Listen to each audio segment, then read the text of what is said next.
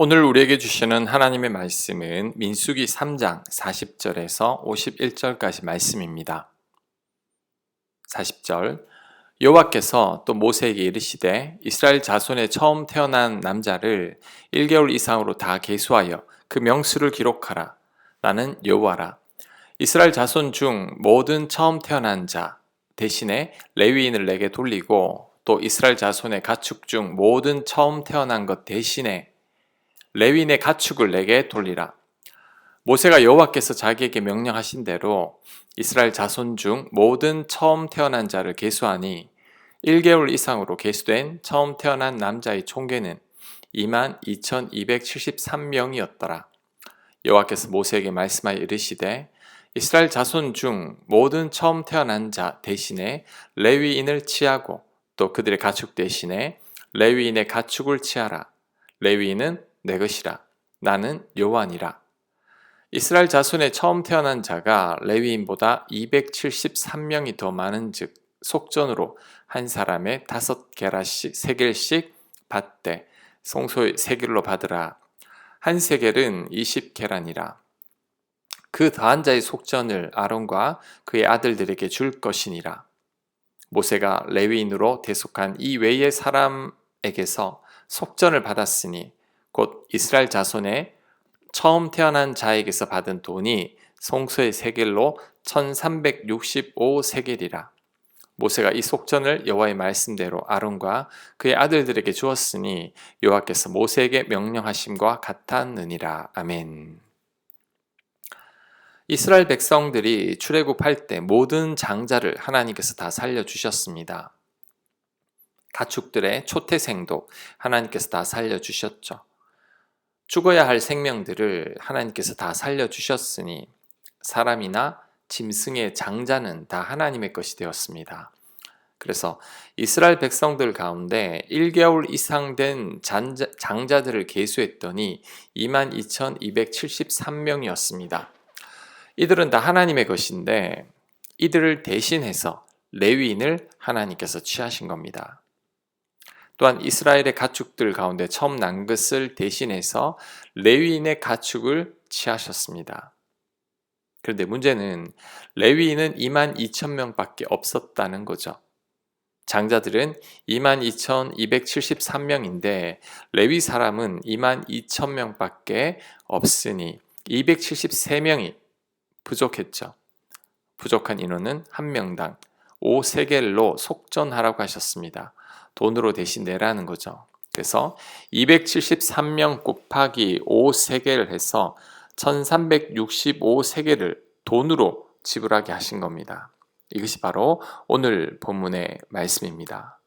자, 이 본문이 우리에게 세 가지 교훈을 주고 있습니다. 첫째, 하나님은 공의의 하나님이십니다. 이스라엘 백성들이 출애굽할 때 10번째 재앙에서 장자를 살려준 대가로 하나님께서 장자를 원하셨습니다. 하지만 12지파에서 장자만을 다 취하실 수 없으니까 그 장자를 대신해서 레위 지파를 장자로 대신했습니다. 레위 지파 사람들이 273명 부족하니까 이번에는 돈으로 대신 내게 하셨죠. 이 본문을 보면 하나님이 너무 계산적이신 것 같습니다. 조금의 양보도 없으신 분 같습니다. 과거에 살려준 사람을 뒤에 다시 되찾는 것 같아서 좀 째째한 분 같고 통이 작은 분처럼 느껴지기도 합니다. 그런데 이것이 하나님의 공의입니다. 하나님은 모두에게 공평하신 분이죠. 누구에게는 호의적이고 누구에게는 호전적일 수가 없습니다. 하나님의 속성과 어울리지 않기 때문이죠. 우리 죄를 위해 예수님께서 십자가에 달리신 것도 같은 이유 때문입니다. 하나님은 우리의 죄를 그냥 눈 감아 주실 수도 있습니다. 하지만 그렇게 되면 그 어느 누구도 심판하실 수가 없습니다. 누구에게는 선하게 대하고 누구에게는 악하게 대한다면 그것은 차별이죠. 이런 차별은 하나님의 공의와 정의와도 맞지 않습니다. 그래서 예수님께서 십자가에 달리신 겁니다.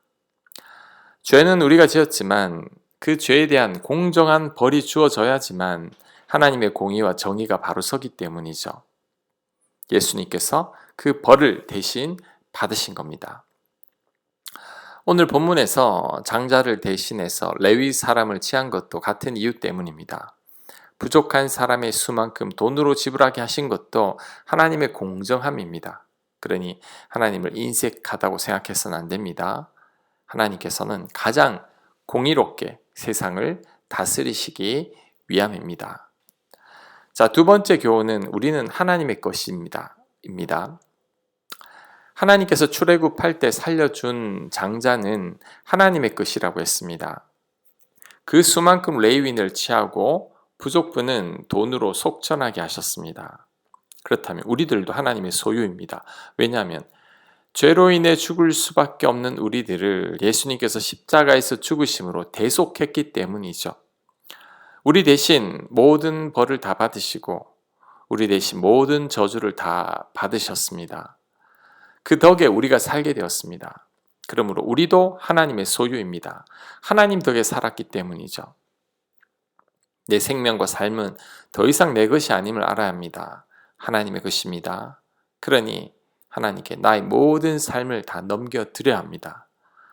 셋째, 우리들은 예수님께 빚진 자들입니다. 왜냐하면 예수님께서 피값으로 우리를 구원하셨기 때문이죠. 예수님이 아니었더라면 우리들은 벌을 받아야 하고 우리 죄에 대한 벌로 십자가를 져야 합니다. 하지만 예수님 덕분에 그 모든 죄와 벌을 면제받았으니 예수님께 큰 빚을 지게 된 것이죠. 특히 죄와 벌을 면제받고 영생을 얻었다는 것이 얼마나 큰 은혜인지를 깨달아야 합니다. 내가 집을 마련하기 위해 은행에 수억의 빚을 지고 있다고 생각해 보십시오. 그 액수는 평생 벌어서 갚아야 할 액수일 겁니다. 자, 그 대출금을 누군가 대신 갚아주었다면 얼마나 감사하겠습니까?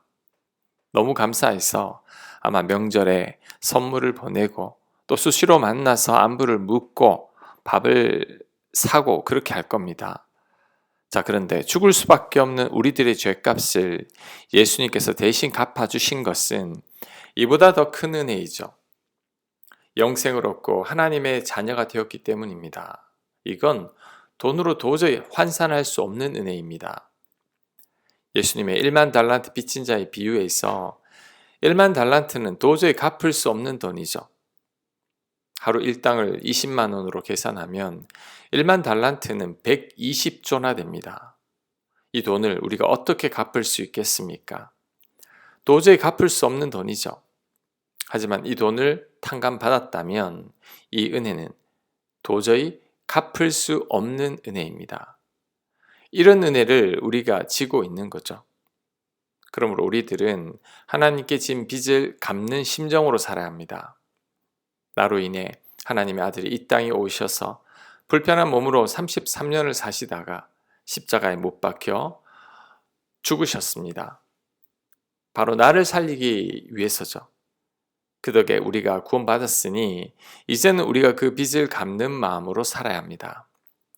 바울이 그렇게 살았죠. 바울은 자신이 복음의 빚진 자라고 했습니다. 자신을 구원해 주신 하나님 은혜가 감사해서 그 은혜를 갚고 싶은 마음에 자신을 복음의 빚진 자라고 불렀던 거죠. 로마서 1장 14절입니다. 헬라인이나 야만인이나 지혜 있는 자나 어리석은 자에게 다 내가 빚진 자라.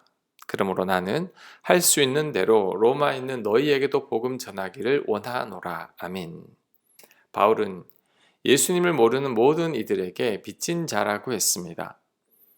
그들에게도 복음을 전해서 예수님께 받은 은혜를 갚고 싶었기 때문이죠. 우리들도 이런 심정으로 살아야 합니다.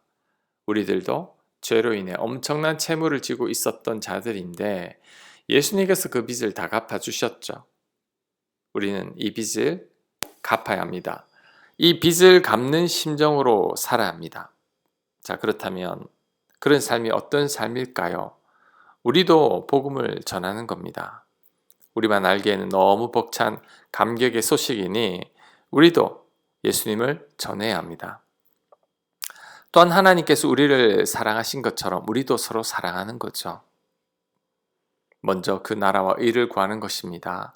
하나님 뜻대로 살아가는 것입니다. 예수님을 닮아가기 위해 날마다 애쓰는 거죠. 이런 삶이 빚을 갚는 자의 삶입니다. 우리들은 하나님과 예수님께 엄청난 채무를 지고 있다는 것을 알아야 합니다. 도저히 갚을 수 없는 은혜이며 빚입니다. 이제는 남은 삶은 그 은혜와 빚을 가지며 살아야 할 것입니다.